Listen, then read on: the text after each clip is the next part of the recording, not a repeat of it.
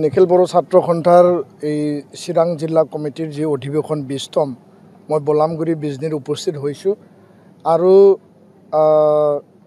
নিখিল বড়ো ছাত্ৰ সন্থাৰ যি গুণগত শিক্ষাৰ যি অভিযান যি আমাৰ সংগ্ৰাম সেইটো অব্যাহত থাকিব। 2025 যি নতুন বছৰ ইয়াত পুনৰ আমি সংকল্প লৈছোঁ যে প্ৰতিটো ছাত্ৰ ছাত্ৰী কোনো কাৰণত যাতে ড্ৰপ আউট নহয়, তেওঁলোকক 100% আমি মেট্ৰিক আৰু হায়াৰ ছেকেণ্ডাৰী পাছ কৰাবৰ কাৰণে যিখিনি আমাৰ অভিযান, আমাৰ অভিভাৱক, আমাৰ শিক্ষাগুৰু, আমাৰ ছাত্ৰ ছাত্ৰীৰ লগত যি কাউন্সিলিং, যি মটিভেশ্যন, এইটো কণ্টিনিউৱাছ পৰ্যায়ত থাকিব।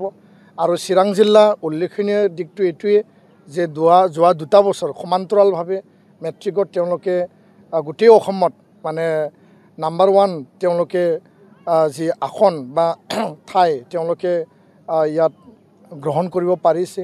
সেইটো আমি এই বছৰো যাতে তেওঁলোকে অব্যাহত ৰাখিব পাৰে তাৰ কাৰণে চিৰাং জিলা কমিটি, আঞ্চলিক কমিটিবিলাকে কাম কৰি আছে। আৰু শিক্ষাৰ লগত আমাৰ জড়িত বহুতো সমস্যা আছে। সিদিনাখন আমি 8 জানুৱাৰীত আমি 3 ঘণ্টীয়া ধৰ্ণা কাৰ্যসূচী ৰাখিছিলোঁ যে আমাৰ মাতৃভাষা মাধ্যম ৰাষ্ট্ৰীয় শিক্ষানীতিৰ আধাৰত এইটো গুৰুত্ব আৰোপ কৰিব লাগে। আনপিনেদি মৌলিক অধিকাৰ শিক্ষা ইয়াত গুৰুত্ব প্ৰদান কৰিব লাগে।